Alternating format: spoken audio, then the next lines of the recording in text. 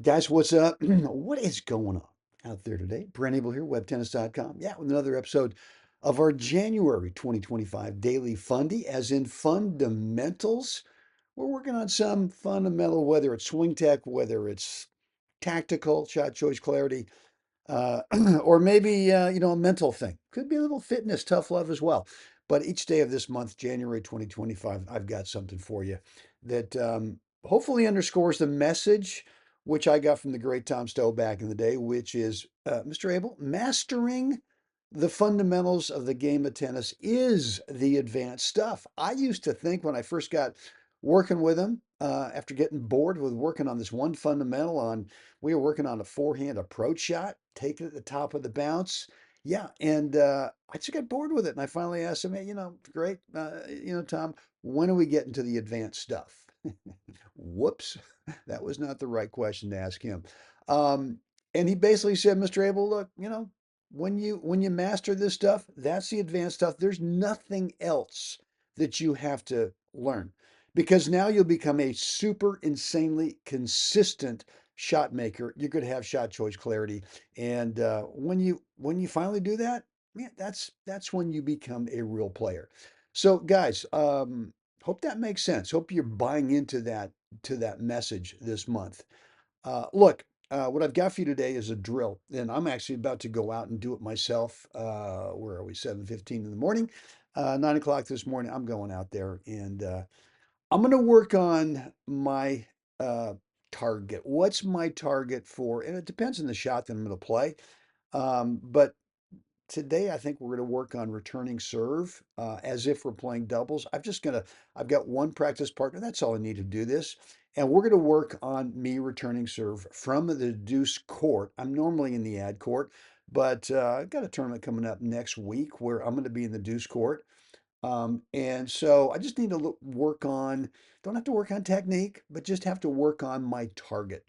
And one of the great things about this drill is that you no longer think about, especially in doubles, when you're working on a return to serve cross court target, is that you no longer think about playing keep away from your opponent. That's just when your mindset is I got to keep it away from the guy. You're always doing a little premature contact peaking, Peeking.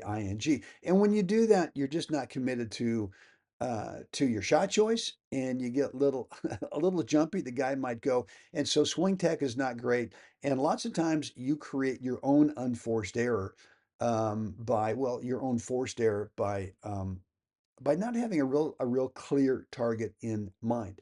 So look, guys, before we get into what that target is today and what the drill is, look, if you're still struggling with playing tight in matches, maybe it's the end of sets, maybe it's the end of the match. What I've got for you is a 5 mini mindset skills training course. It's a 28-day course that the real confidence code for mental toughness gets built first off the court. And if you've not yet checked it out, there's a link down below. I want you to, at the end of today's episode of the January 2025 Daily Fundy, check it out. Click that link and get inside the course. If you're ever feeling nervous or anxious or just flat out tight, this is a course that will help you bust through all of that. Um, Guys, look, here's the best target drill ever. What you need is you just need one practice partner, at least, and at least that's what I'm doing today. Or you could use the ball machine. But my drill today with the best target drill ever is you need a little hand towel, right? You need a little towel that you're going to drape over the top of the net. That when you play your return to serve or whatever shot you're working on, over the top of that towel. And the towel doesn't have to be, you don't need to take a big old beach towel out there and drape it over the net. You can take a little hand towel. So it's maybe, yeah, I mean, maybe it's what, a foot wide? You could do a little wider if you want to do that. That's fine. But in your mind's eye, as what I'm going to be doing today is when I'm returning serve in my mind's eye, I see it without obviously looking at it. But as I'm lining up, creating the spacing to that incoming serve, and I'm just in my mind's eye, I see that towel. And all I'm thinking about is, well, let's just play this return a foot or so above the towel. And what I like about that is that It brings the target much closer to you than if it's on the other side of the net, which, I mean, frankly, look, you're looking through the net. You're looking through that obstacle that you're trying to avoid in terms of what might be your target. Let's say that your target is a landing spot over there that is the intersection of the service line and the single sideline. Is that corner right there? And you know that if you hit a quality return over there, even if that service partner poaches, it's going to be a tough volley. And I'll take my chances all day long on that. If the guy wants to move on that and I can play it to that spot over there, and I'm going to place the towel right in a spot on the net that equates to if I go over the top of that towel, hey, you know what happens is it's going to land there. And so I'd much rather have a much more have a closer target spot to me than something where I'm looking through the obstacle that I'm trying to avoid. Now I've got a target that's real tangible. It's a spot above that towel, a spot above the net. I mean, you think about when we go out on the backboard, right? We go out in the wall and there's that painted white line. What's our only thought? Our only thought is, I want to play my shot, this next ball, whether it's forehand or backhand, I want to play it simply above the white line. And if you look at the net and you start thinking about the white line, the tape of the net, the top as the white line, as if you're on a backboard of the wall, that's all you're trying to do. You're just trying to play it above a spot above the white line. And that's it, or a spot above the white line. So that's what I'm doing today. You might have another shot that you want to work on. You could have a practice partner out there. You could also have a ball machine.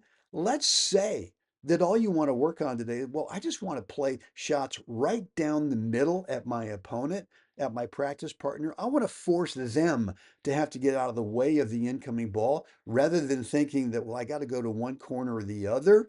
I'm not saying that you shouldn't from time to time, but you really got to make sure that you master that target, that spot above the center strap, right? That's holding the net down to 3 feet. Drape a little towel over the top of that today and just get that thing just in your mind's eye, whether it's a forehand, whether it's a backhand, that you can see it in your mind's eye and play it 2, 3, 4, whatever it is, feet above the top of the net. That eliminates any thoughts or any worries or concerns about that baseline back there. I mean, we get a little jumpy sometimes about thinking, hey, I got to keep it inside the baseline. I guarantee if you hit a quality ball that's a couple, 2 or 3 feet above the top of the white line, above the towel, you're going to be good. You no longer have to think about or worry about that baseline over there. Guys, hope this has been helpful. Let me know if you've got any questions down below in the comments area. Love to read your stuff and obviously respond to it as well.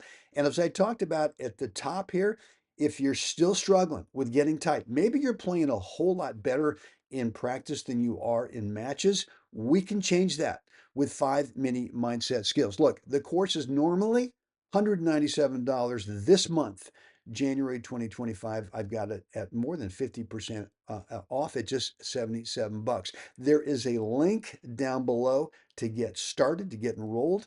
Pick it up and let's get rolling. This price does expire on January 31st, which is coming up pretty doggone soon. So, guys, look, um, let me go back here and just say, hey, it's time. Dang it, it's time we got to get out there. We got to help someone else have a spectacular day. Guys, I will see you again next time.